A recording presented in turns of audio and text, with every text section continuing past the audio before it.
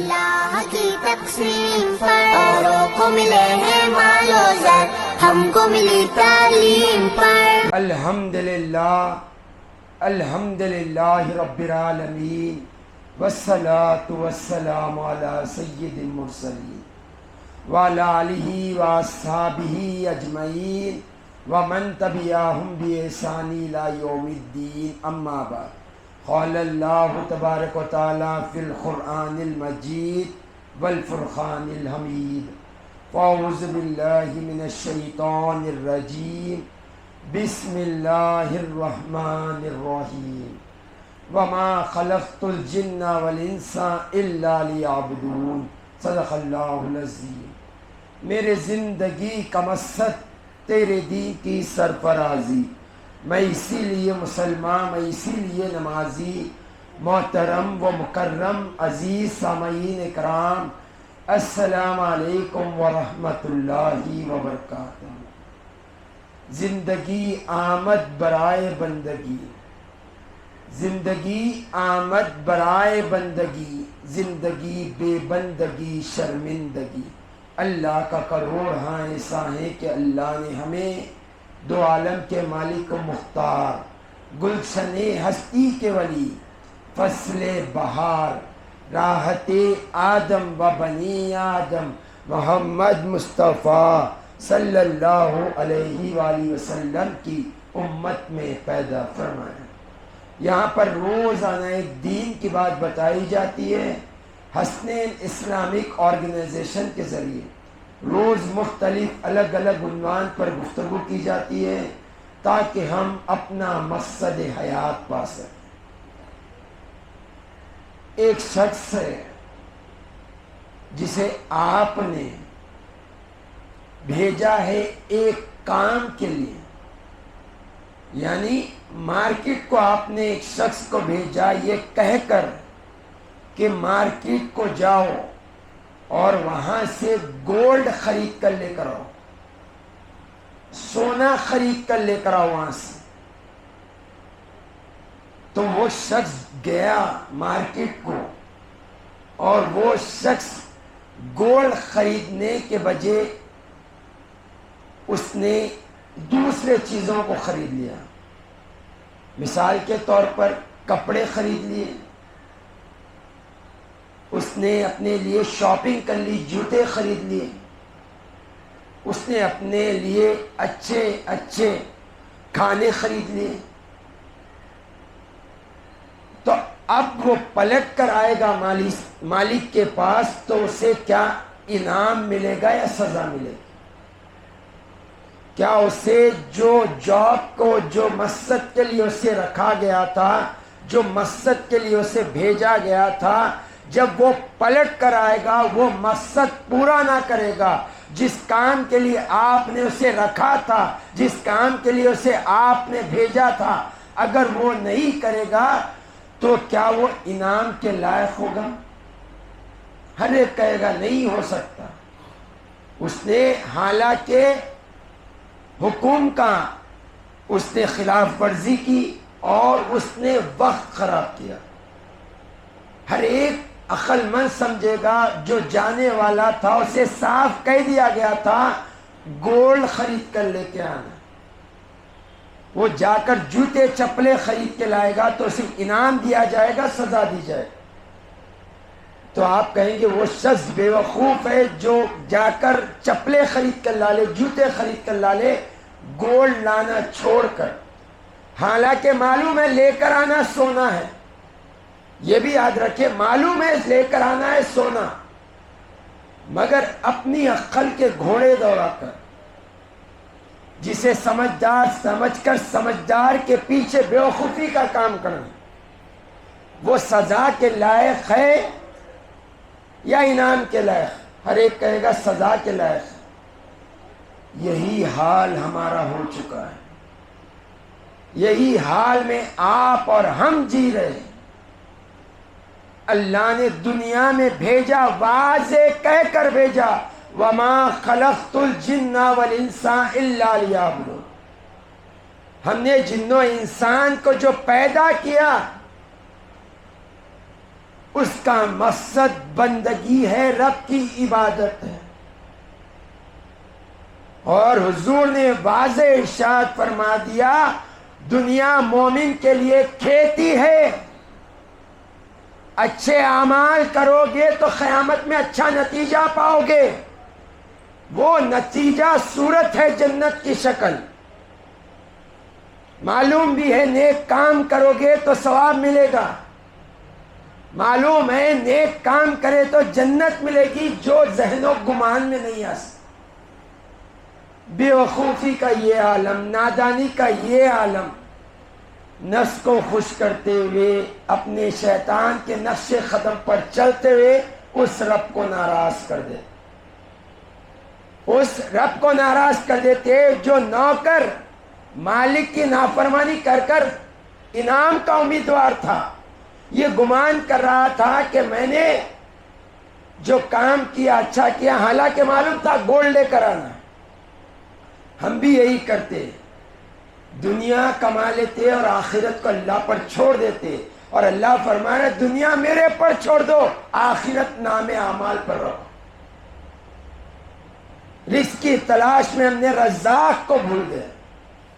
اللہ فرماتا ہے ہر جاندار، ارے انسان تو اشرف المخلوقات ہے، تمام مخلوق میں جس کی گنتی نہیں کر سکتے، ان مخلوق میں نے تجھے اشرف بنایا، میں نے تجھے اپنا خلیفہ بنایا، میں نے تجھے اپنا راج بنایا، میں نے تجھے اپنا نائب بنا کر دنیا میں بھیجا، تیری یہ شان ہے۔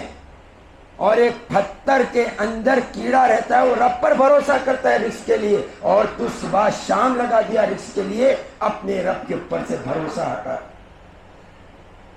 دنیا اللہ کے اوپر چھوڑنا تھا، ہم نے آخرت اللہ کے اوپر چھوڑ دیا۔ اللہ فرماتا ہے نہیں، آخرت تیرے نام اعمال، تیرا کردار، تیری عبادت، تیری ریاضت، تیرا ذکر، تیری آخرت بہتر کرے گی۔ تو بتائیں ہم سے بڑا نادان کوئی شخص ہے؟ کہا گیا زندگی آمد برائے بندگی، زندگی کی آپ کا جو مقصد تھا اور آپ کی عبادت تھی، یہی بندگی کا مقصد تھا کہ آپ رب کے فرما بردار ہو جائے۔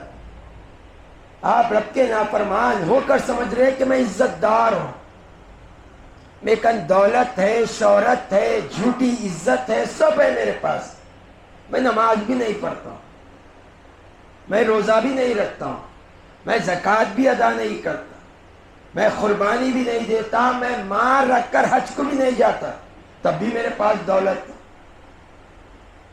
تب بھی میرے لوگ عزت کرتے۔ تو یہ بات یاد رکھے، یہ دولت کا معیار نہیں ہوتا رب کو راضی کرنا۔ ایسا ہرگز نہیں ہے کہ تم مالدار ہے، اللہ تمہیں مال دے رہا ہے، اس کی نافرمانی پہ دے رہا ہے، لوگ تمہاری عزت کر رہے ہیں، تمہارے خواہشیں پورے ہو رہے ہیں، بغیر مانگے اللہ دے رہا ہے، تو آپ یہ غلطی میں نہ رہے کہ اللہ ہم سے راضی ہے۔ اور کوئی غریب ہے، نمازی ہے، روزے دار ہے، حاجی ہے، قربانی کرتا ہے، زکوٰۃ ادا کرتا ہے، خیرات کرتا ہے، قیام اللیل کرتا ہے، اور اللہ اسے کچھ نہیں دے رہا، تو یہ نہ سمجھے کہ اللہ ناراض ہے۔ حضور نے واضح ارشاد فرما دیا اللہ کی رضا نہ مالدار کے مال پر ہے، نہ غریب کے غریبی پر ہے۔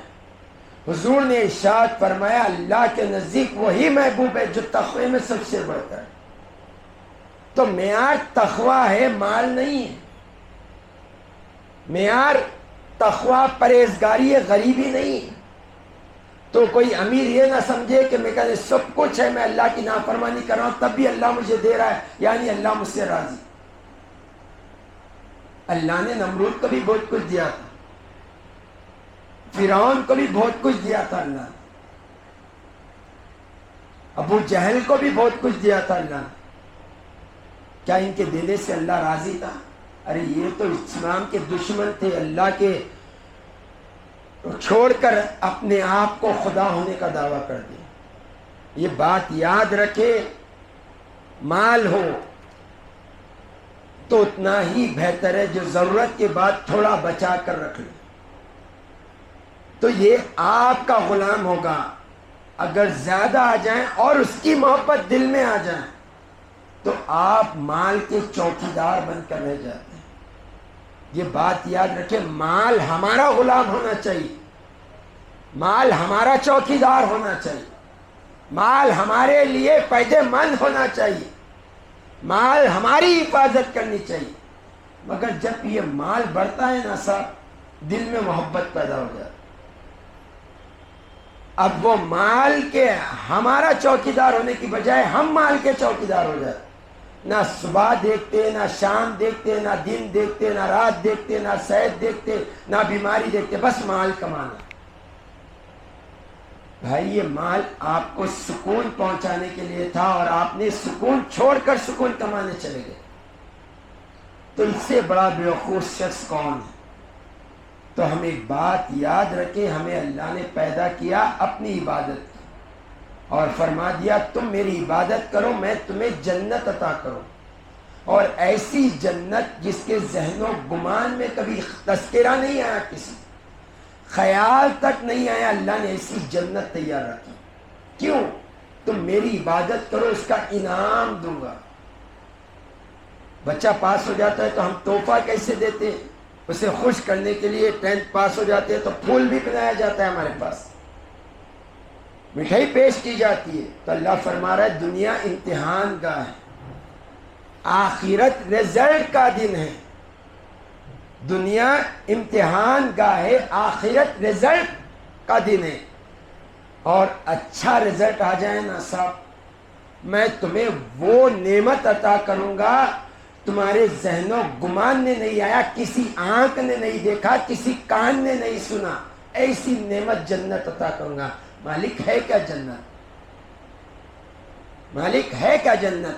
تو ہم فرماتے ہیں کہ دیکھیں آپ، اگر ایک لیگزری گھر ہے، لیگزری گھر ہے تو ایک سکون حاصل ہوتا ہے، اور اس اوپر سے اچھی ایک بیوی مل جائے خوبصورت، اور اس کے ساتھ اچھے نیک فرما بردار اولاد مل جائیں، آپ کہیں گے دنیا جنت ہے میری. اور بیوی میں وفاداری ایک کمال ہو گیا، شوہر میں وفاداری ایک کمال ہو گیا. تو یہ اچھی زندگی کی علامت ہے. اللہ فرماتا ہے جنت سننا چاہتے ہو تم کیا ہے؟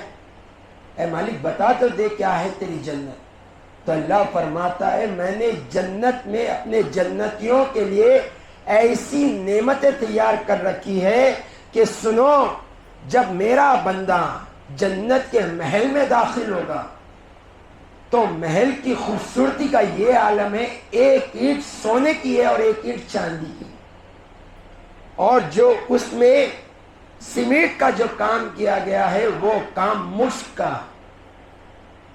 اور سنو، جنت کے محل میں جو تمہاری نوکرانی رہے گی، خادمہ رہے گی، اس کی خوبصورتی کا عالم سنو.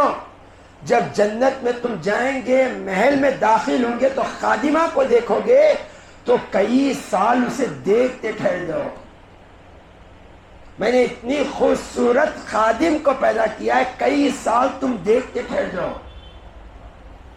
کئی سال کے بعد وہ خادمہ کہے گی مالک میں آپ کی نوکرانی، آپ کی خادمہ ہوں، آپ کی ملکہ اندر تشریف فرما. تو سوچے جس کی خادم کو دیکھ کر 100 سال اپنی کئی سال ٹھہر جائیں تو ملکہ کا کیا عالم ہوگا؟ ملکہ کا کیا عالم ہوگا سوچے. اور جنت اتنی پیاری نعمت ہے کہ حضور نے ارشاد فرمایا بندے کے ذہن میں آئے گا اور نعمت سامنے آ جائے، کچھ کھانے کا سوچے گا، کھانا تیار ہو کر اس کے سامنے آ جائے. اور اللہ کا فضل ہے وہاں پر ناپاکی نہیں ہے. بندہ کھائے گا، ایک جسم پر پسینہ آئے گا، وہ کھانا ہضم ہو جائے. اور مبارک یہ ہے کہ وہ پسینہ آئے گا تو مجھ سے زیادہ مہکے گا. ایسی جنت جو بندے کے ذہن و گمان میں اللہ نہیں رکھے. جنت کے حور کے بارے میں اگر وہ جنت کے دنیا میں جھانک لے، دنیا کا اندھیرا ختم ہو جائے. جہاں بندہ بیٹھے گا اس کے پیروں کے نیچے سے نہریں بہ رہے گی، دودھ کی، شہد کی، شراب کی نہریں بہ رہے گی. ایسی جنت اللہ نے تیار کر رکھی ہے. اب بتائیں کہ ہمیں دنیا ہی کو سب کچھ سمجھ کر رہنا یا آخرت کو؟ وہ شخص جو نوکر تھا، گولڈ کو آپ نے بھیجا تھا، ہمیں رب نے بھیجا ہے جنت لینے کے لیے. عبادت کرنی ہے، رزلٹ اچھا پانا ہے اور جنت میں داخل ہونا ہے. کوشش کرنا ہمارا کام ہے، مقصود تک پہنچانا اللہ کا کام ہے. اور اللہ وعدہ کرتا ہے ہم سے، جو میری راہ میں کوشش کرتا ہے میں منزل تک ضرور پہنچا. کوشش شرط ہے صاحب. جیسے چاہے زندگی گزار لوں گی نہیں ہوگا، جیسے چاہے زندگی گزار لوں گا نہیں ہوگا. ابھی کیا عمر ہے؟ نہیں. یہ دور ہے، ایسا دور ہے جہاں بوڑھوں سے زیادہ جوان مرتے ہیں. کئی صورتوں میں، کئی شکلوں میں ایکسیڈنٹ ہو کر مر جاتے.